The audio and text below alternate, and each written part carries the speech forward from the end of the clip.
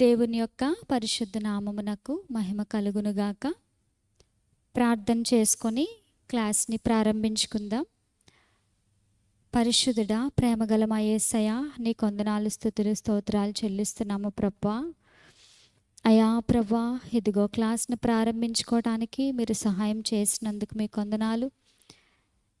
ఈ క్లాస్ని ప్రభువా అనేక మంది హృదయములలో మీరు నాటమని మీ సన్నిధిలో ప్రార్థిస్తున్నామయ్యా.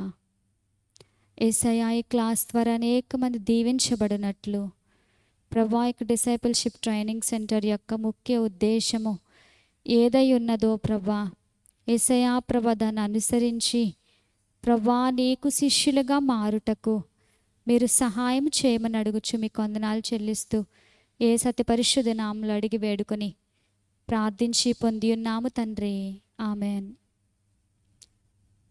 ప్రియమైన వారలారా, ప్రభువైన యేసుక్రీస్తు నామంలో మీ అందరికీ కూడా నా యొక్క వందనాలు తెలియజేస్తున్నానండి.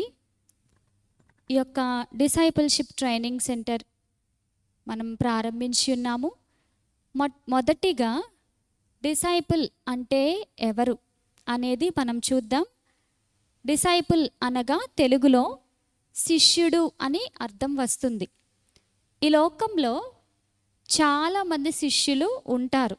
శిష్యులు ఉన్నారు అంటే వారికి బోధకులు కూడా లేక గురువులు కూడా ఉన్నారని అర్థం.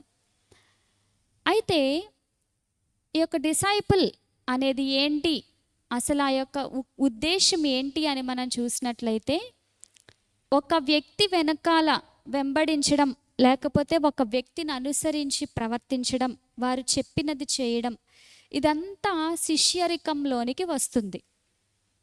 సో మనం బైబిల్ గ్రంథంలో చూసినట్లయితే యేసుక్రీస్తు ఈ లోకానికి వచ్చినప్పుడు తనకు 12 మంది శిష్యులను ఏర్పాటు చేసుకున్నట్లుగా మనం చూస్తున్నాం. యేసుక్రీస్తు కంటే ముందు వచ్చిన బాప్తిస్మమిచ్చు యోహాను కూడా అనేక మంది శిష్యులను ఏర్పాటు చేసుకొని ఉన్నారు. అయితే వీరందరూ చేసింది ఏమిటి అని అంటే శిష్యరికం చేశారు. దానినే ఇంగ్లీష్లో డిసైపుల్షిప్ అని అంటున్నాం. డిసైపుల్షిప్, శిష్యరికము. శిష్యరికం చేసిన వీరందరూ కూడా తమ గురువులను వెంబడించి గురువుల వలె జీవించి ఏ మార్గమునైతే గురువులు చూపించి ఉన్నారో ఆ మార్గంలో వారు నడిచి దేవునిని మహిమపరిచినట్లుగా మనం చూస్తూ ఉన్నాం. పాత నిబంధన కాలంలో కూడా మనం చూసినట్లయితే ప్రవక్తలు తమకు శిష్యులను ఏర్పాటు చేసుకుంటూ ఉండేవారు. అయితే ఈరోజు మనం చెప్పుకోబోయే అంశం ఏంటి అంటే శిష్యునికి ఉండవలసిన లక్షణములు ఏంటి అనేది మనం ఈరోజు చూద్దాం. శిష్యుని యొక్క లేక శిష్యునికి ఉండవలసిన లక్షణములు ఏంటి అని అంటే, మొదటిది, శిష్యుడు వినాలి, వినే చెవి కలిగి ఉండాలి, వినే మనసు కలిగి ఉండాలి. చాలామంది వింటారు కానీ ఏదో చెప్తున్నారు కదా అన్నట్లు వింటారు. కానీ అలా కాదు.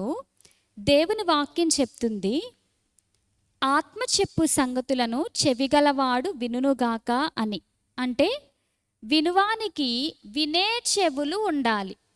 చాలామంది వింటారు అంటే వారు శబ్దమును మాత్రమే తెలుసుకుంటున్నారు తప్ప ఆ శబ్దము ఏంటి లేక ఆ వాయిస్ ఏంటి, ఏం చెప్తున్నారు అనేది వినేవారు చాలా తక్కువ. శిష్యునికి కలిగి ఉండవలసిన మొట్టమొదటి అర్హత లేక మొట్టమొదటి లక్షణం ఏంటి అని అంటే వినే చెవి కలిగి ఉండాలి. వినాలి ఫస్ట్. ఏం చెప్తున్నారు, గురువు ఏం చెప్తున్నారు అనేది వినడం నేర్చుకోవాలి. రెండవది, శిష్యుడు చూడాలి. వినిన దానిని బట్టి, ఎవరో చెప్పిన దానిని బట్టి ఒక విషయమును అంచనా వేయడం, లేక ఒక విషయమును గురించి పరిశీలనగా తెలుసుకొనడం, ఒక సంగతిని పరిశీలనగా తెలుసుకొనడం అనేది చేయకూడదు. వినాలి, చూడాలి. చూచిన దానిని బట్టి, వినిన దానిని బట్టి గ్రహించి పరిశీలనగా సంగతిని తెలుసుకొని మాత్రమే మాట్లాడాలి. ప్రైజ్ ది లార్డ్, హల్లెలూయా. మనము బైబిల్ గ్రంథంలో చూసినట్లయితే యేసుక్రీస్తు దగ్గరికి అనేక మంది జనసమూహము వచ్చినప్పటికీ వారందరూ శిష్యులు కాలేదు. అనేక మంది జనసమూహము యేసు దగ్గరకు వచ్చారు, గుంపులు గుంపులుగా ఆయన వెనుక వెంబడించారు. వెంబడించడం అంటే శిష్యుని వలె వెంబడించడం కాదు, కేవలం యేసుక్రీస్తు ఏ మార్గము గుండా నడుచుకుంటూ వెళుతున్నారో యేసుక్రీస్తు వెనకాల వారందరూ వెళ్ళారు. యేసుక్రీస్తు చేసే అద్భుత కార్యములన్నిటినీ వారు చూచారు. యేసుక్రీస్తు మాట్లాడే ప్రతి మాటను వారు విన్నారు. కానీ వారందరూ శిష్యులు అవ్వలేకపోయారు. ఎందుకు అనంటే కేవలము వినటము వలన, చూడటము వలన మాత్రమే శిష్యులు కారు. ప్రైజ్ లార్డ్, హల్లెలూయా. యేసుక్రీస్తు దగ్గరకు వచ్చిన అనేక మంది జనసమూహమును యేసుక్రీస్తు చూచారు, కానీ అందరినీ తనకు శిష్యులుగా చేయలేదు. అయితే యేసుక్రీస్తు తన శిష్యులతో ఒక మాట చెప్పి ఉన్నారు. మత్తయి సువార్త 28వ అధ్యాయము 19వ వచనంలో మనం చూసుకున్నట్లయితే, మత్తయి సువార్త 28వ అధ్యాయము 19వ వచనంలో, కాబట్టి మీరు వెళ్ళి సమస్త జనులను శిష్యులనుగా చేయుడి అని వ్రాయబడింది. యేసుక్రీస్తు తన వద్దకు అనేక మంది వచ్చినప్పటికీ వారందరినీ తాను కోరుకోలేదు, కానీ శిష్యులను యేసుక్రీస్తు కోరుకుంటూ ఉన్నారు. అందుకే తనకంటూ 12 మంది శిష్యులను యేసు ఏర్పాటు చేసుకొని, శిష్యులతో యేసుక్రీస్తు చెప్పిన మాట ఏమిటంటే, మీరు వెళ్ళి సమస్త జనులను శిష్యులనుగా చేయుడి.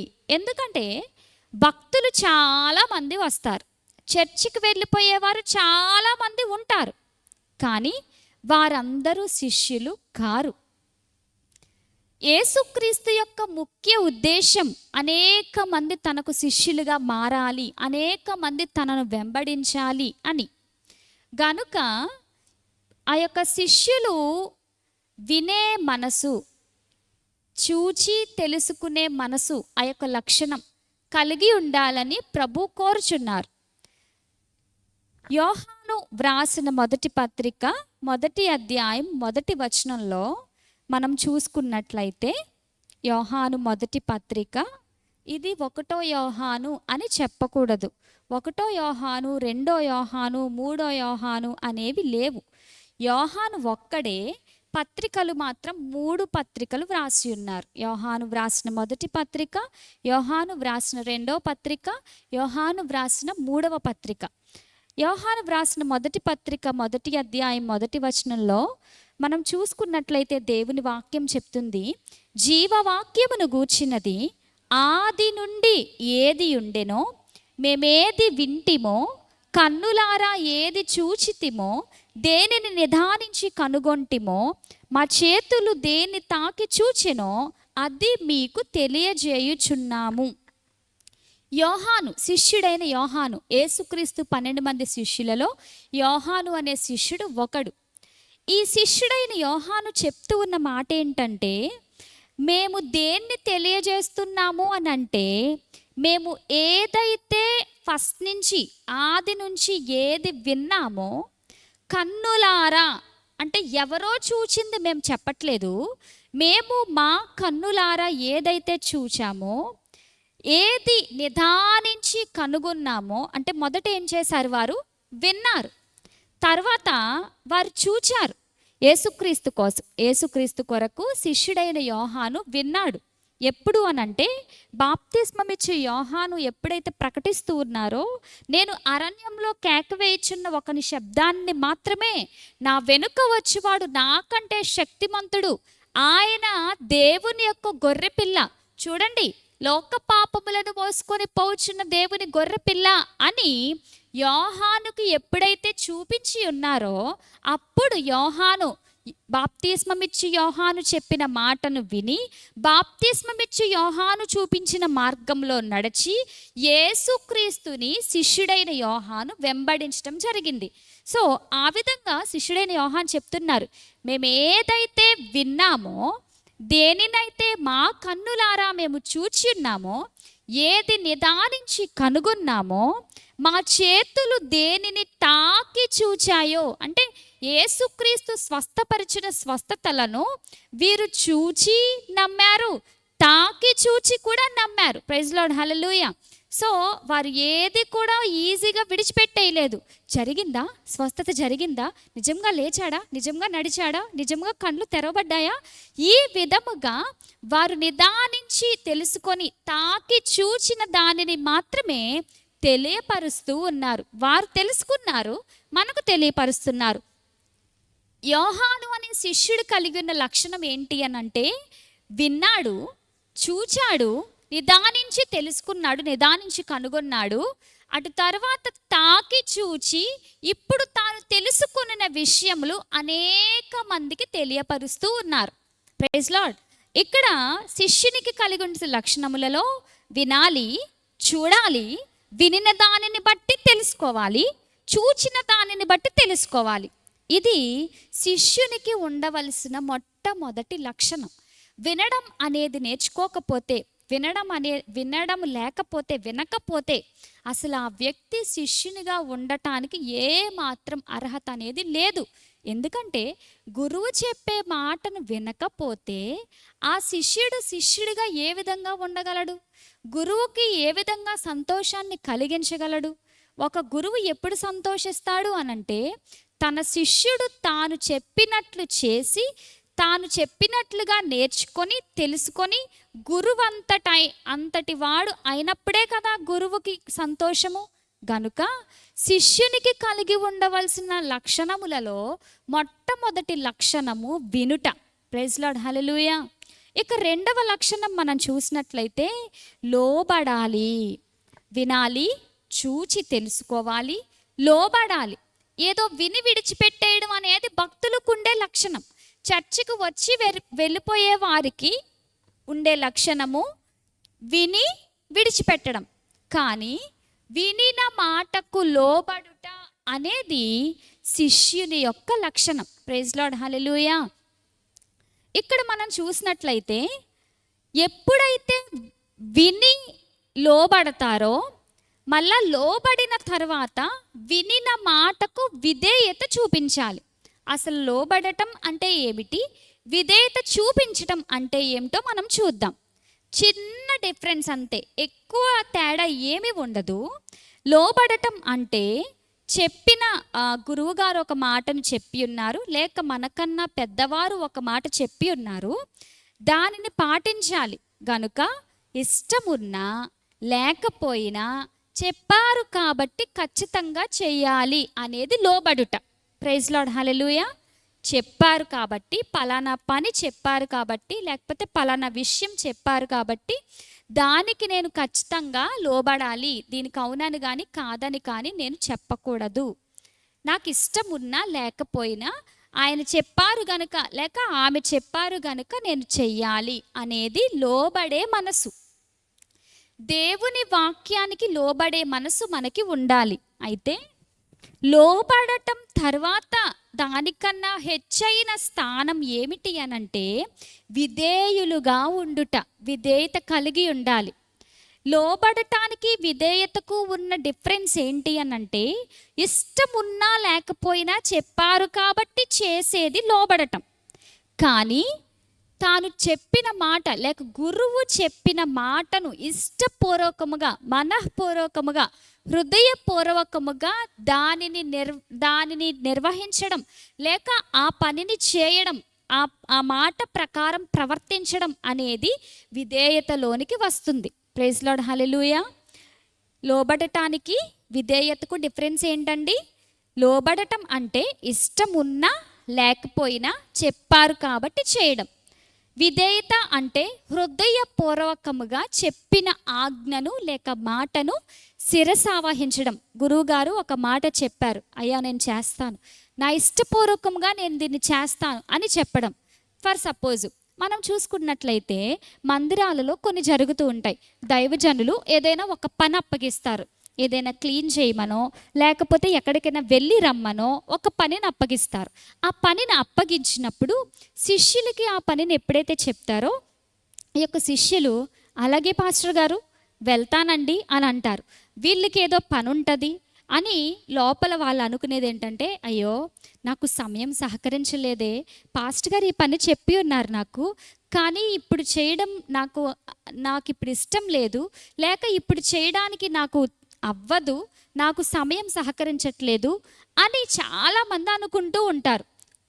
మరికొంతమంది నెగిటివ్గా ఆలోచించే వాళ్ళు, ఎప్పుడు తినేస్తాడురా బాబు, ఎప్పుడు ఏ పని చెప్తాడో తెలియదు, మనకి ఇష్టం ఉన్నా లేకపోయినా చెయ్యాలి, చెయ్యకపోతే బుర్ర తినేస్తాడు అనుకునే వాళ్ళు కూడా ఉన్నారు. ప్రైజ్ లార్డ్, హల్లెలూయా.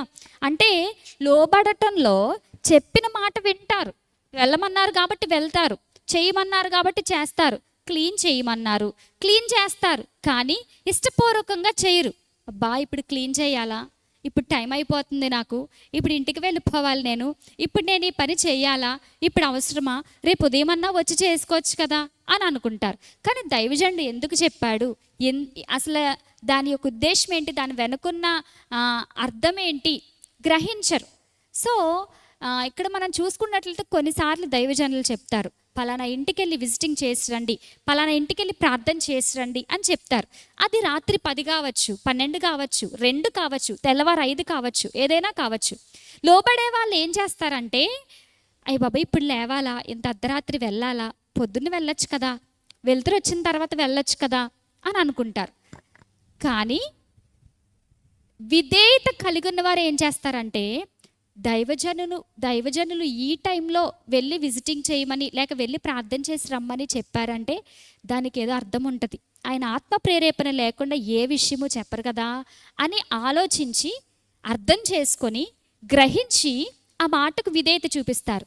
ఇది లోబడటానికి విధేయత చూపించడానికి ఉన్న తేడా. అయితే మరొక విషయం మనం చూసుకున్నట్లయితే, ఈ లోబడటం విధేయత చూపించడం, దైవజనునికి పర్సనల్ వర్క్ ఏదైనా ఉంది, దైవజనునికి చేయడం అనేది మన భాగ్యం, శిష్యుని యొక్క భాగ్యం. అయితే దైవజనుడికి పరిచర్య చేయట, ఉపచారము చేయట, ఒక్కొక్కసారి కాళ్ళు నొక్కడము, చేతులు నొక్కడము, చేతుల మీద నీళ్లు పోయటము, మంచినీళ్ళు ఇవ్వడము, దైవజనునికి కావలసిన అవసరతలు తీర్చడము, వారికి కావలసినవన్నీ సమకూర్చడము, ధనం ఒక్కటే ఖర్చు పెట్టనక్కర్లేదు, మనకు ఏ సహాయం చేయగలమో, మనం ఎలా వారికి ఉపయోగపడగలమో అలా ఉపయోగపడడంలో కూడా లోబడటానికి విధేయత చూపించడానికి తేడా తెలిసిపోద్ది. దైవజనుడు ఏదైనా అడిగినప్పుడు, దైవజనుడు ఏదైనా చెప్పినప్పుడు, అలాగే పాస్టర్ గారండి అని హృదయపూర్వకముగా విధేయత చూపించి ఇష్టపూర్వకముగా వారు దైవజనుని యొక్క వ్యక్తిగత అవసరములను కూడా తీరిస్తే అది శిష్యుని యొక్క లేక దైవజనుని దగ్గర ట్రైనింగ్ అయ్యే ఒక శిష్యుని యొక్క లక్షణం. లేదు బాబోయ్ ఇప్పుడు బుర్ర తినేస్తున్నాడు రా బాబు, ఇప్పుడు చెప్పడం ఏంటి, ఇది చెప్పడం ఏంటి, ఇది నాకు చెప్తారేంటి అని అనుకునేది లోబడి. అంటే వాళ్ళు ఇంకా శిష్యుని యొక్క లక్షణాలలో ముందుకు వెళ్ళలేదు, కొంచెం లోతుగా వారు నడిపించబడలేదు. ఏదో చెప్పారు కాబట్టి చెయ్యాలి అంతే, అంతవరకే వారు ఎదిగారు. కానీ నిజముగా ఎదిగిన శిష్యులు చెప్పిన మాటకు విధేయత చూపించి హృదయపూర్వకముగా చేయటానికి ఇష్టపడతారు. దీనినే మనం అంటాము పరిశుద్ధులకు ఉపచారము చేయుట, దైవజనుని యొద్ద పరిచర్య చేయుట, మందిరములో పరిచర్య చేయుట. నిజముగా ఇష్టపూర్వకముగా పరిచర్య చేసిన వారిని దేవుడు ఎంత మాత్రం విడిచిపెట్టడండి. అది నిజమైన శిష్యునికున్న ఒక మంచి లక్షణం. విధేయత లేకపోతే అతడు ఎప్పటికీ శిష్యుడు కానేరడు, ఎప్పటికీ శిష్యుడు కాలేడు.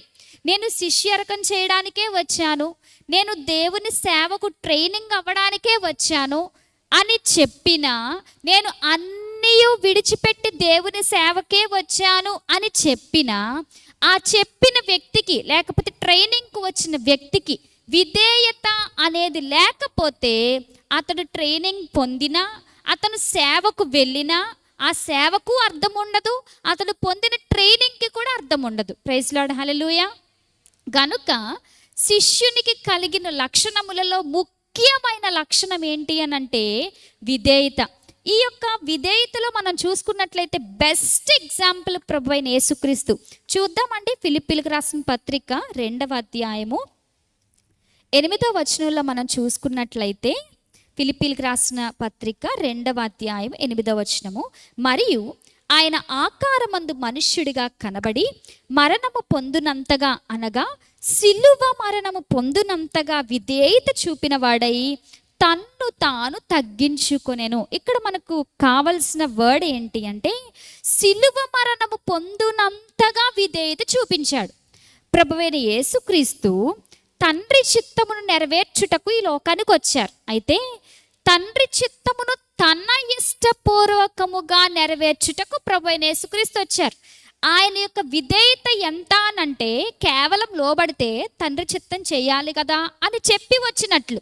కానీ నిజమైన విధేయత, నిజంగా ఇష్టపూర్వకముగా చేసేది విధేయత గనుక సిలువ మరణము పొందునంతగా విధేయత చూపించారు. అంటే తాను మరణించినప్పటికీ, తాను ఏ పని మీద వచ్చారో, ఏ పని మీద దేవుడు తనను పంపించి ఉన్నారో ఆ యొక్క చిత్తమును చేయటమే శిష్యుని యొక్క లక్షణం. తాను మరణించినప్పటికీ, తాను త్యాగం అయిపోయినప్పటికీ, యేసుక్రీస్తు అందరి వలె సాధారణమైన మరణం అయింది కాదు. యేసుక్రీస్తు యొక్క మరణము సిలువ మరణము. సిలువ మీద వేలాడదీయబడ్డ ప్రతి వాడును కూడా శాపగ్రస్తుడు అని దేవుని వాక్యం సెలవిస్తుంది. అయితే సిలువ మీద వేలాడదీయబడి వారు, సిలువ మీద చనిపోయిన వారు ఎవ్వరు కూడా లేరు.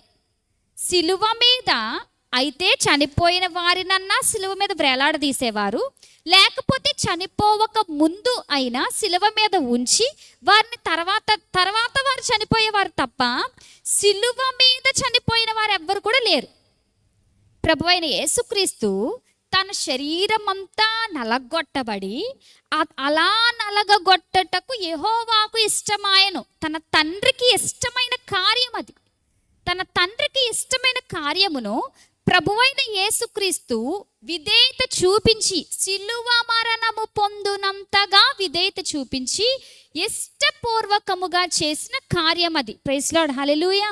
మనము మరొక రెఫరెన్స్ చూసుకున్నట్లయితే యెషయా గ్రంథము 53వ అధ్యాయము 2వ వచనాన్ని మనం 12వ వచనాన్ని మనం చదువుకుంటే, యెషయా గ్రంథము 53వ అధ్యాయము 12వ వచనము, కావున గొప్పవారితో నేను అతనికి పాలు పంచిపెట్టెదను, గనులతో కలిసి అతడు కొల్ల సొమ్ము విభాగించుకొనును. ఏలయనగా మరణము పొందునట్లు అతడు తన ప్రాణమును ధారపోసెను. చూసారా, యేసుక్రీస్తు తన ఇష్టపూర్వకముగా తన ప్రాణాన్ని ధారపోసాడు. మరణం అయిపోయినప్పటికీ మరణము పొందునంతగా, మరణము నొందునట్లు తన ప్రాణమును యేసుక్రీస్తు ధారపోసి ఉన్నారు. ప్రైజ్ లార్డ్, హల్లెలూయా. యేసుక్రీస్తు విధేయత ఎంత గొప్పదండి. తాను సర్వలోకమునకు దేవుడు అయినప్పటికీ ప్రభువైన యేసుక్రీస్తు మనకు మాదిరిగా ఉన్నారు. యేసుక్రీస్తు తన తండ్రికి విధేయత చూపించి ఒక నిజమైన శిష్యుడు, ఒక ఖచ్చితమైన శిష్యుడు కలిగి ఉండవలసిన లక్షణమును తాను కలిగి ఉండి మనందరకు నేర్పించారు. ప్రైజ్ లార్డ్, హల్లెలూయా. మొదటి లక్షణము వినాలి, చూడాలి, అప్పుడు తెలుసుకొనాలి. విని తెలుసుకోవాలి, చూచి తెలుసుకోవాలి. రెండవ లక్షణము విధేయత చూపించాలి, లోబడాలి, చెప్పిన మాటకు లోబడాలి. కానీ లోబడటంలో హై స్టేజ్, కొంచెం లోతుగా నాటబడి శిష్యుడు తన యొక్క లక్షణమును చూపించేది ఏంటి అంటే విధేయత చూపించడం. ఎప్పుడైతే శిష్యుడు సనుక్కోకుండా, గొనుక్కోకుండా, ఎటువంటి వెనకాల ఏమి మాటలు చెప్పుకొనకుండా, ఏమి తలంచకుండా, ఆలోచనల్లో కూడా ఏమి అనుకొనకుండా ఇష్టపూర్వకముగా చెప్పిన పని చేశారో అది విధేయత. ఆ విధేయతను ప్రతి శిష్యుడు కూడా కలిగి ఉండాలి.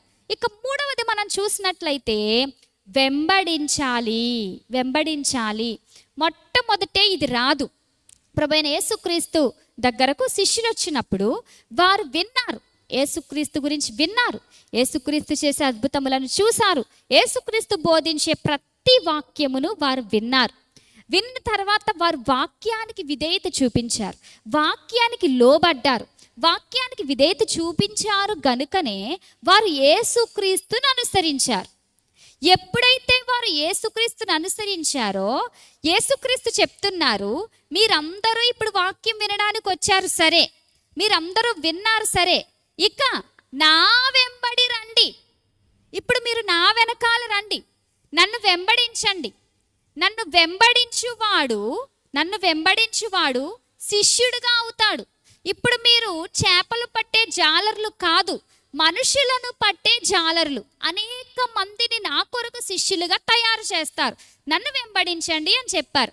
ఆయన తనను వెంబడించమని శిష్యులతో చెప్పి వారిని వెంబడించిన వారిని కూడా శిష్యులుగా తయారు చేయమని చెప్పారు. అదే మనం మత్తయి సువార్త 28:19 చూసాం. మీరు వెళ్ళి సమస్త జనులను శిష్యులనుగా చేయుడి. యేసుక్రీస్తుని ఎవరైతే వెంబడించి ఉన్నారో వారిని కూడా యేసుక్రీస్తు చెప్తున్నారు, మీరు వెళ్ళి అనేక మంది శిష్యులను తీసుకొని రండి అని. Praise lord. వెంబడించడం అంటే ఏమిటి? వెనకాల వెళ్ళడమా, అనుకరించడమా, అంటే వారు అడుగు జాడల్లో నడుచుకోవడమా అని మనం చూసినట్లయితే అవును, అడుగు జాడల్లో నడుచుకోవడమే. దాని అర్థము కాలినడక అడుగు జాడల్లో నడుచుకోవడం కాదు, వారి మనసును అనుసరించి నడుచుకోవడం, వారి హృదయమును అనుసరించి నడుచుకోవడం, గురువు యొక్క మనస్సుతో కలిసి ఉండడం, గురువు యొక్క ఆత్మతో కలిసి ఉండడం. అంటే గురువు అంటే ఎవరు? ఎవరైతే శిష్యుని తయారు చేస్తున్నారో, లేదంటే పాస్టర్ గారు, దైవజనుడు, ఎవరైతే తనను నడిపిస్తున్నారో వారే తనకు గురువు. వెంబడించడం అంటే అన్నీ విడిచిపెట్టి వచ్చేసి దైవజనుల దగ్గర ఉండి దైవజనుడు చెప్పింది చేయకుండా ఉండడం కాదు. అన్నీ విడిచిపెట్టి వచ్చి దైవజనుడి వెనకాల ఉండకుండా ఎక్కడో ఉండడం కాదు. అన్నీ విడిచిపెట్టి వచ్చారు కరెక్టే, కానీ దైవజనునితో మనస్సు కలిగి ఉండాలి, దైవజనునితో ఆత్మ కలిగి ఉండాలి. వారు ఏక మనస్సు కలిగిన వారై ఉండాలి, ఏక ఆత్మ కలిగిన వారై ఉండాలి. దైవజనుని మనస్సును, దైవజనుని ఆలోచనలను, దైవజనుని తలంపులను అనుసరించి ప్రవర్తించు వారై ఉండాలి. ఇక్కడ మనము చిన్న నిర్వచనం చూసుకున్నట్లయితే, వెంబడించుట అంటే తనకంటూ సొంతిష్టం ఏమీ లేకుండా గురువును అనుసరించటం. కొన్నిసార్లు సొంత ఇష్టాలు కలుగుతూ ఉంటాయి. మనకి బెస్ట్ ఎగ్జాంపుల్ బాగా తెలుసు, ఎలీషా శిష్యుడైన గెహాజీకి సొంత ఇష్టం ఉంది. ఏంటి? నయమాను ఎప్పుడైతే వచ్చి ఉన్నారో తన బంగారమును వెండిని దైవజనునికి కానుకగా ఇచ్చినప్పుడు దైవజనుడు అన్నాడు, ఇవేమీ నాకు అవసరం లేదు, నువ్వు ఇచ్చిన దాంట్లో నేను దేనిని తీసుకోను, నువ్వు అన్నీ తిరిగి నీతో తీసుకెళ్ళిపో అని చెప్పినప్పుడు గెహాజీ తన మనసులో ఆలోచించుకున్న మాట, నా దైవజనుడికి మతి చెడిందా? ఇంత బంగారము, ఇంత వెండి, వెలగల వస్త్రములు తీసుకొచ్చిస్తే తీసుకెళ్ళిపోమంటాడేంటి? నేను వెళ్తాను, నేను వెళ్ళి వాటిని సొంతం చేసుకుంటాను, నేను వెళ్ళి వాటిని తీసుకుంటాను. అంటే గెహాజీ దేన్ని కలిగి ఉన్నాడు అనంటే సొంత ఇష్టమును కలిగి ఉన్నాడు. శిష్యునికి ఉండకూడని లక్షణము, మెయిన్గా ఉండకూడని లక్షణం ఇదే. శిష్యునికి సొంత ఇష్టం ఉంటే వెంబడించటం కాదు. శిష్యునికి సొంత ఇష్టం లేకుండా, తనకంటూ ఏ ఆలోచన లేకుండా దైవజనుడు చెప్పిన ఆలోచన ప్రకారము అనుసరించడము లేక ప్రవర్తించడమే వెంబడించడం. ప్రైజ్ లార్డ్, హల్లెలూయా. యేసుక్రీస్తుని వెంబడించిన శిష్యులందరూ కూడా యేసుక్రీస్తు ఏం చెప్తే అది చేశారు. 5 రొట్టెలు 2 చేపలు ఉన్నాయి ప్రభా, ఇవి 5,000 మందికి ఎక్కడ సరిపోతాయి? సరిపోవు. కానీ యేసుక్రీస్తు చెప్పారు, మీరు వాటిని నా దగ్గరికి తీసుకురండి. తీసుకొచ్చారు, మరో మాట మాట్లాడలేదు, సలహా ఇవ్వలేదు, ఇవి ఎక్కడ సరిపోతాయి అని అనుకున్నారు. కానీ సలహా ఇచ్చి, ప్రభా ఇవి సరిపోవు కదా, ఇవందరికీ ఎలా పంచిపెడతాము, ముక్కలుగా త్రుంచమని అంటారా అని యేసుక్రీస్తుని ఏమీ అడగలేదు. వాళ్ళు తీసుకురమ్మన్నారు, యేసుక్రీస్తు తీసుకొచ్చారు. యేసుక్రీస్తు తీసుకొచ్చిన తర్వాత యేసుక్రీస్తు వాటిని పట్టుకొని కృతజ్ఞతాస్తుతులు చెల్లించి, ఇక మీరు పంచండి అని చెప్పారు. పంక్తులనుగా అందరినీ కూర్చోబెట్టి వారందరికీ కూడా 5 రొట్టెలు 2 చేపలు 5,000 మందికి పంచారు. Praise lord. ఆ సమయంలో వారు చూచిన అద్భుత కార్యం ఏంటో తెలుసా? అవి 5 రొట్టెలే, అవి చిన్న చేపలే, కానీ అవి అభివృద్ధి చెందినవి, మల్టిప్లై అయినవి, అనేక మందికి సరిపోయినవి, తినగా మిగిలినవి. అంటే వారు తమ సొంత ఇష్టంతో ఈ కార్యం చేయలేదు. యేసుక్రీస్తు చెప్పారు కదా, యేసుక్రీస్తు పంచమన్నారు కదా, పంచుదాము. 1 గంపే ఉందా? 1 గంపే పంచుదాం. 2 గంపలు ఉన్నాయా? 2 గంపలే పంచుదాం. వీరు తీసుకెళ్తున్నారు, అవి పెరుగుతూ ఉన్నాయి. వీరు తీసుకెళ్ళి పంచుతున్నారు, అవి పెరుగుతూ ఉన్నాయి. ఎలా పెరుగుతున్నాయి? అదే దేవుని కార్యం కదా, అదే దేవుడు చేసిన ఆశ్చర్యం కదా. యేసుక్రీస్తు చేసిన ఆశ్చర్య కార్యములను వారు కన్నులారా చూచి ఉన్నారు. వారు వెంబడించడం ఎంత అద్భుతంగా ఉందో చూసారా. కాబట్టి శిష్యుడు వెంబడించే మనసును కలిగి ఉండాలి. దయచేయండి, ఏదైనా ఒక విషయం చెప్తే దాన్ని నమ్మాలి. దేవుని వాక్యం చెప్తుంది, యెహోవాను నమ్ముకొనుడి మీరు స్థిరపరచబడుదురు, ఆయన ప్రవక్తలను నమ్ముకొనుడి మీరు కృతార్థులగుదురు అని రాయబడింది.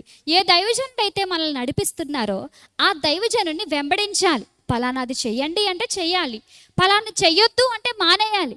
పాస్టర్ గారండి ఇలా చేస్తే బాగుంటుంది కదా అండి, నీ సొంత ఆలోచనతో నువ్వు ఆలోచించిందైతే దైవజనుడికి నువ్వు సలహా ఇచ్చే స్థితిలో నువ్వు లేవు. లేదు, దేవుడు నీకు నిజంగా ఆలోచన ఇచ్చినట్లయితే, ప్రభా నాకు ఇచ్చిన ఆలోచన మా దైవజనునికి కూడా ఇవ్వండి ప్రభా, ఇది నీ చిత్తమైతే. లేదు, దేవుడు నీకు ప్రేరేపణిస్తున్నాడు నీ దైవజనునికి నీవు ఆలోచన చెప్పమని, అప్పుడు చెప్పు. దైవజనుని మనసుతో కలిసి ఉండి ఆలోచన చెప్పు, దైవజనుని ఆత్మతో ఏకమై ఆలోచన చెప్పు. అది శిష్యరికం అవుతుంది. Praise lord. Hallelujah, hallelujah. వెంబడించడం అనంటే తనకంటూ సొంత ఇష్టం ఏమీ లేకుండా గురువును అనుసరించడం. ఒక ఎగ్జాంపుల్ మనం చూసి ఉన్నాము. గెహాజీ తను వెంబడించట్లేదు, తన మనసు ఇక్కడ లేదు. అందుకే ఎలీషా చెప్తున్నాడు, గెహాజీ నీవు నయమాను వెనకాల వెళ్ళినప్పుడు వాటిని ఆశించి తీసుకున్నప్పుడు నా మనస్సు నీతో కూడా రాలేదా? నువ్వు ఏం నేర్చుకున్నావయ్యా? నువ్వు ఏం విన్నావయ్యా? నువ్వు ఎందుకు ఇక్కడికి వచ్చావయ్యా? నువ్వు శిష్యరకం చేయడానికి కదా వచ్చావు, నువ్వు నన్ను వెంబడించడానికి కదా వచ్చావు. నా మనసు నీతో లేదా? నేను ఏది వద్దన్నానో అది నీకు కావాలా అని అడుగుతున్నాడు ఎలీషా. అదేవిధంగా యేసుక్రీస్తు శిష్యుల్ని ఎగ్జాంపుల్గా తీసుకుంటే, యేసుక్రీస్తు శిష్యులు మాత్రం ఆయన చెప్పింది మాత్రమే చేశారు. వారు సొంత ఇష్టం చేసిన వారు ఎవ్వరూ కూడా యేసుక్రీస్తు మీద గెలవలేకపోయారు. మనం ఎగ్జాంపుల్ చూసినట్లయితే పేతురు అంటాడు, ప్రభా నీతో పాటు నేను మరణానికి కూడా వచ్చేస్తానయ్యా. యేసుక్రీస్తు చెప్తారు, సాతానా నా వెనక్కిపో. ఎందుకు తెలుసా? యేసుక్రీస్తు శిలువ మరణం పొందడం అనేది దేవుని యొక్క చిత్తం. నువ్వు చనిపోతే నేను కూడా చనిపోతానని పేతురు చెప్తున్నాడు. నీకు మరణము దూరం అవునుగాక అని పేతురు చెప్తున్నాడు. మరణం దూరం అయితే సర్వలోకానికి రక్షణ ఎలా వస్తుందండి? Praise lord. హల్లెలూయా. తాను ఏ మరణం కొరకు మాట్లాడుతున్నారో, ఏ లోక రక్షణ కొరకు మాట్లాడుతున్నారో పేతురికి అర్థం కాలేదు. కాబట్టి శిష్యునికి కలిగి ఉండవలసిన లక్షణాలలో వెంబడించుట అనేది చాలా అవసరం. వెంబడించడం అంటే వెనకాల వెళ్ళడం కాదు, ఆలోచనలను అనుసరించి ఆయన యొక్క చిత్తమును అనుసరించి, అంటే దైవజనుని ఇష్టమును లేక గురువు యొక్క ఇష్టమును అనుసరించి, గురువు యొక్క ఆలోచనలను అనుసరించి, గురువు యొక్క మనస్సుతో ఏకమై, గురువు యొక్క ఆత్మతో ఏకమై ప్రవర్తించుట. Praise lord. హల్లెలూయా. దానికి ఎగ్జాంపుల్ మనం చూసుకున్నట్లయితే, రెఫరెన్స్ మనం చూసుకున్నట్లయితే మత్తయి సువార్త 16వ అధ్యాయము 24వ వచనంలో వెంబడించువాడు ఎలా వెంబడించాలి అనేది మనం అక్కడ చూస్తున్నాం. మత్తయి సువార్త 16వ అధ్యాయము 24వ వచనం. అప్పుడు యేసు తన శిష్యులను చూచి, ఎవడైనను నన్ను వెంబడింపగోరిన ఎడలా, ఎవడైనను నన్ను వెంబడించాలి అని అనుకుంటే తన్ను తాను ఉపేక్షించుకొని తన సిలువనెత్తుకొని నన్ను వెంబడింపవలెను. ఫస్ట్ చెప్పింది తన్ను తాను ఉపేక్షించుకోవాలి. అంటే తనను తాను ప్రేమించకూడదు, తన సొంత ఇష్టమును చేయకూడదు, తన సొంత ఆలోచనల ప్రకారం నడుచుకొనకూడదు. తన్ను తాను ఉపేక్షించుకొని తన మీద తాను కోరిక లేనివాడై, తన మనస్సు మీద తాను ఆశ లేనివాడై, తన ఆశల మీద లేకపోతే తాను కలిగి ఉన్న ఆశలను నెరవేర్చుకొనని వాడై ఉండి నన్ను వెంబడించాలి అని చెప్తున్నాడు. ఇదే విషయాన్ని ప్రభువైన యేసుక్రీస్తు మత్తయి సువార్త, మార్కు సువార్త, లూకా సువార్తలో కూడా చెప్పి ఉన్నారు. మార్కు సువార్త 8వ అధ్యాయం 34వ వచనము, లూకా సువార్త 9వ అధ్యాయం 23వ వచనంలో కూడా యేసుక్రీస్తు ఈ మాట చెప్పి ఉన్నారు. నన్ను వెంబడించాలనుకుంటే ఊరికే వెంబడిస్తే కుదరదు సుమా. తన్ను తాను ఉపేక్షించుకొని, తనను తాను కాదు అనుకొని, తన ప్రాణమును సహితము త్యాగం చేసి, తన ప్రాణమును సహితము ఇష్టపడకుండా త్యాగం చేసి అప్పుడు నన్ను వెంబడించాలి. నాతో రావాలనుకుంటున్నారా? నన్ను వెంబడించాలి అని అనుకుంటున్నారా? అయితే మీకు నివాస స్థలం ఉండదు. యేసుక్రీస్తు చెప్తున్నాడు, నీ వెనకాల వస్తాము ప్రభా అని అంటే, నక్కలకు బొరియలున్నాయి, ఆకాశ పక్షులకు గూళ్ళున్నాయి, మనుష్యుడు కుమారుడు తలవాల్చుకొనుటకు స్థలము లేదు, నేను ఎక్కడ పడుకుంటానో నాకే తెలియదు, మీరు నాతో వచ్చి ఏం చేస్తారు, మీరు నాతో వచ్చి ఎక్కడ పడుకుంటారు. కానీ యేసుక్రీస్తుని వెంబడిస్తానని చెప్పిన మరొక వ్యక్తితో యేసుక్రీస్తు చెప్తున్నారు, నాగటి మీద చేయి పెట్టి వెనక తట్టు చూడకు సుమా, నువ్వు నన్ను వెంబడించాలనుకుంటే నీ తండ్రి చనిపోయాడా, అయితే మృతులు తమ మృతులను పాతిపెట్టుకుంటారు, నువ్వు వచ్చి నన్ను వెంబడించు అన్నాడు. వెంబడిస్తాను అని చెప్పిన వ్యక్తితో యేసుక్రీస్తు, నేను పడుకోవడానికే స్థలం లేదు, నీకెక్కడిస్తాను, నువ్వెక్కడ పడుకుంటావు అని అడిగాడు. అంటే మేబీ ఆ వెంబడిస్తాననే శిష్యుడు ఏదో ఆశించి వచ్చే శిష్యుడై ఉండొచ్చు. యేసుక్రీస్తు వెనకాల వెళ్తే అన్నీ దొరుకుతాయి అనుకునే శిష్యుడై ఉండొచ్చు. అందుకే యేసుక్రీస్తు నివాస స్థలము కూడా నాకు లేదని చెప్పారు. మరొక వ్యక్తితో యేసుక్రీస్తు చెప్తున్నారు, నువ్వు నన్ను వెంబడించు, మృతులు తమ మృతులను పాతి పెట్టుకుంటారు, నువ్వు నన్ను వెంబడించు. అంటే ఆ శిష్యుడు నిజముగా యేసును వెంబడించే శిష్యుడు, యేసుక్రీస్తుతో మనసు కలిగి ఉన్న శిష్యుడు, యేసుక్రీస్తుతో ఆత్మను పంచుకున్న శిష్యుడు. అందుకే యేసుక్రీస్తు చెప్తున్నారు, నువ్వు నన్ను వెంబడించు. మృతులు తమ మృతులను పాతి పెట్టుకుంటారు, వాళ్ళు ఎలాగో వెళ్ళని, నువ్వు నన్ను వెంబడించు. యేసుక్రీస్తు ఎక్కడ పడుకుంటారో తెలియదు, యేసుక్రీస్తు ఎక్కడ నివాసం ఉంటారో తెలియదు, అయినప్పటికీ యేసుక్రీస్తు శిష్యులు యేసుక్రీస్తుని వెంబడించారు. అది తుఫానే కావచ్చు, సుడిగాలే కావచ్చు, ఏదైనా కావచ్చు, ఆకలి అవ్వచ్చు, దప్పిక అవ్వచ్చు, ఏమీ లేకపోవచ్చు, అన్నీ కలిగి ఉండొచ్చు, జనాలు రావచ్చు రాకపోవచ్చు, ఏది ఏమైనా సరే గురువును వెంబడించువాడు నిజమైన శిష్యుడు.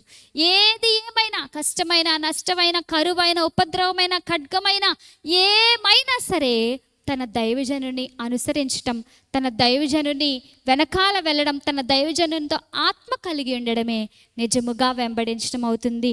కాబట్టి ప్రియ సహోదరి సహోదరుడా, నేను చెప్పే యొక్క విషయము ఏమిటి అని అంటే, శిష్యునిగా మారాలి అని అనుకుంటే తన్ను తాను ఉపేక్షించుకోవాలి, తన సొంత ఇష్టములు వదిలేసుకోవాలి, సొంత ఆలోచనలను వదిలేసుకోవాలి.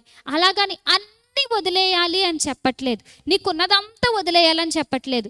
కానీ శిష్యునిగా మారాలి అనుకున్న ప్రతి వారు కూడా దేవుని చిత్తమును తెలుసుకొని ప్రవర్తించాలి అని అనుకోవాలి. నేను దేవుని చిత్తమే చేస్తాను అని అనుకోవాలి. ఇక దేవుడు ఏం చెప్తే అదే చెయ్యాలి. శిష్యుడిగా పిలువబడిన ప్రతి వారు కూడా దైవజనులు అయిపోరు, శిష్యుడిగా పిలువబడిన ప్రతి వారు కూడా సేవకి వెళ్ళిపోరు. అయితే శిష్యుడిగా పిలువబడిన వారికి వారి వారి ప్రత్యేకమైన పిలుపులు ఉన్నవి. ఆ పిలుపు కొరకు దేవుడు నిన్ను ఏర్పాటు చేసుకున్నప్పుడు, దేవుడు నిన్ను పిలిచినప్పుడు నీవు ఆ పిలుపులోనికి ప్రవేశించాలి. డిసైపుల్షిప్ ట్రైనింగ్ సెంటర్ యొక్క ముఖ్య ఉద్దేశం ఏమిటి అంటే, దేవుడు మనను మొదట తనకు శిష్యులనుగా చేసుకొని, ఆ శిష్యుడు ఎప్పుడైతే తనను తాను ఉపేక్షించుకుంటాడో, ఎప్పుడైతే తనను తాను కాదు అనుకుంటాడో, ఎప్పుడైతే తనను తాను ప్రేమించుకోడో, అప్పుడు ఆ వ్యక్తి పట్ల దేవుడు తన చిత్తమును తెలియపరిచి, నీ పిలుపు ఇది, నీ ఏర్పాటు ఇది, నువ్వు ఈ ప్రకారంగా పిలువబడ్డావు, నువ్వు సువార్థికుడు అవ్వాలి, నువ్వు ప్రవక్త అవ్వాలి, నువ్వు ఉపదేశకుడు అవ్వాలి, నువ్వు పరిచారకుడు అవ్వాలి, నువ్వు రాయబారి అవ్వాలి, నువ్వు ఈ విధమైన పరిచర్య చేయాలి, ఈ విధమైన పరిచర్య చేయాలి, నువ్వు సహకారిగా ఉండాలి, నువ్వు సంఘ పెద్దగా ఉండాలి, నువ్వు పై విచారణకర్తగా ఉండాలి, నువ్వు పంచిపెట్టువాడిగా ఉండాలి. ఈ విధంగా ఎవరికి ఇవ్వవలసిన, లేకపోతే దేవుని చిత్తములో ఎవరి కొరకు ఏ పిలుపు ఉన్నదో ఆ పిలుపులోనికి ప్రభు వారిని నడిపిస్తారు. వచ్చిన ప్రతి వారికి ప్రభు తన చిత్తాన్ని తెలియపరచాలంటే, వారి పట్ల దేవుడు కలిగి ఉన్న ఉద్దేశమును తెలియపరచాలంటే, వచ్చిన ప్రతి వారు మొదట శిష్యులుగా మారాలి. శిష్యులుగా మారకపోతే, తమ్మును తాము ఉపేక్షించుకొనకపోతే, తమ్మును తాము దేవునికి అప్పగించుకొనకపోతే, వారి విషయంలో దేవుని చిత్తము, తన సంపూర్ణమైన చిత్తమును దేవుడు బయలుపరచడు. ఎందుకంటే వారికి వెంబడించే మనసు లేదు, వారికి నేర్చుకునే మనసు లేదు, వారికి ఒక దగ్గర ఉండి దేవునితో ఉండి సహవాసం చేసి ఆయనకు చిత్తమును తెలుసుకోవాలి, వెయిట్ చేయాలి అనే మనసు లేదు వాళ్ళకి. నేను వెళ్ళిపోతాను, నేను సేవ చేసేస్తాను, నాకు ఇలా ప్రేరేపించాడు, నాకు ఈ దర్శనం వచ్చింది, ఈ కళ వచ్చింది అని చెప్పి ఉద్రేకపూర్వకంగా వెళ్ళిపోవడం తప్ప, దేవుని సన్నిధిలో ఉండి కనిపెట్టి, ప్రభా నేను నీకు అప్పగించుకుంటున్నానయ్యా, నా జీవితంలో నీ చిత్తం ఏంటి ప్రభా, నువ్వు నన్ను ఎందుకు రక్షించుకున్నావు ప్రభా అని నిజముగా అడిగిన వారు ఈ కాలంలో నిజంగా లేరండి. ప్రియమైన సహోదరి సహోదరుడా, నీవు నిజముగా దేవుని కొరకు వాడబడాలి అని అనుకుంటే, దేవుని సేవ ఏదో ఒక విధంగా నా జీవితం ద్వారా దేవుడు కొంచెమైనా మహిమపరచబడాలి అనుకుంటే, మొదటిగా మనం కలిగి ఉండవలసిన లక్షణములు శిష్యుని యొక్క లక్షణములు. వినాలి, విని తెలుసుకోవాలి, చూచి తెలుసుకోవాలి, దేవుని మాటకు లోబడాలి. ఎంతవరకు లోబడాలి అంటే ఏదో చెప్పారు కాబట్టి చేయడం కాదు, నీ ఇష్టపూర్వకముగా హృదయపూర్వకముగా విధేయత చూపించాలి. అవసరమైతే మరణమునకు వెళ్ళినా సరే మనము విధేయత మాత్రము కోల్పోకూడదు. మూడవది, మనం వెంబడించు వారిగా ఉండాలి. మనల్ని మనం ఉపేక్షించుకొని, మన సొంత ఇష్టాలను వదిలేసుకొని, మనల్ని మనం కాదనుకుని, ప్రభా నువ్వేం చెప్తే అది చేస్తానయ్యా, అంతవరకు మనము రావాలి. ఇది నిజమైన శిష్యరికము. అంతే తప్ప ఏదో ఎక్కడో ట్రైనింగ్ పొందేసి అభిషేకించబడిపోయి బయటికి వెళ్ళిపోయి సేవ చేయడం కాదండి. నేను ట్రైనింగ్ పొందే వాళ్ళు నేనేం అనట్లేదు, కానీ ట్రైనింగ్ పొందే విధానమును గురించి నేను మాట్లాడుతున్నాను. దేవుని దగ్గర కనిపెట్టి పిలుపులో ప్రవేశించడం వేరు. నాకు దర్శనం వచ్చిందనో, కల వచ్చిందనో, దేవుడు వాక్యం ద్వారా మాట్లాడాడనో, ఏదో ఒక దైవజనుడు లేకుండా, ఎవరు అభిషేకించకుండా, తనని ఎవరు పిలవకుండా తనకు తానుగా బైబిల్ పట్టుకొని సేవకు వచ్చేసింది వేరు. ప్రైజ్ లార్డ్, హల్లెలూయా. నిజమైన సేవ జరిగించువారు శిష్యులుగా ఉంటారు, ఒకని క్రింద శిష్యులుగా ఉంటారు. తనకొక దైవజనుడు ఉంటాడు, తనకొక నడిపించే నాయకుడు ఉంటాడు, తనొక అభిషేకించేవారు ఉంటారు, వారి చేత వారు పంపబడతారు. అప్పుడే వారు నిజమైన శిష్యరకం చేసినట్లు, అప్పుడు వారు నిజముగా దేవుని కొరకు సేవ చేయగలుగుతారు. వారు కూడా అనేక మంది శిష్యులను దేవుని కొరకు తయారు చేయగలుగుతారు. వారు కూడా అనేక మందిని సేవకు పంపగలుగుతారు. ఇది ఈరోజు క్లాస్ యొక్క సారాంశము, డిసైపుల్షిప్ ట్రైనింగ్ సెంటర్ యొక్క ముఖ్యమైన ఉద్దేశము. దేవుడు మనలను దీవించునుగాక. ప్రార్థన చేసుకుందాం. పరిశుద్ధుడా, ప్రేమగల మా తండ్రి, నీ కొందనాలు ప్రభా. ఈరోజు మీరు మాట్లాడిన ప్రతి మాటను బట్టి నీ కొందనాలు చెల్లిస్తున్నామయ్యా.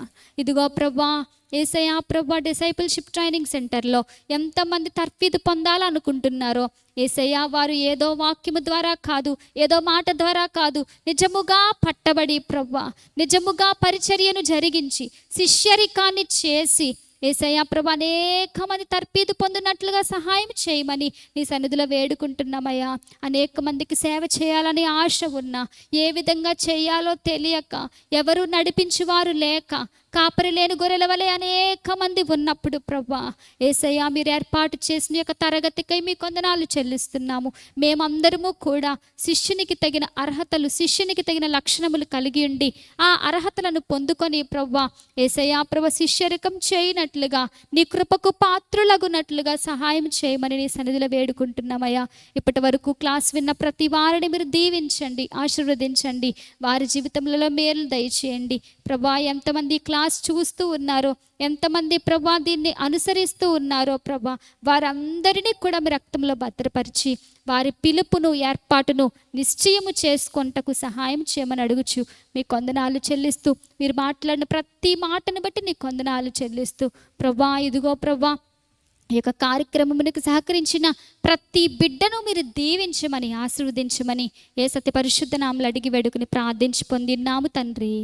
Amen, amen.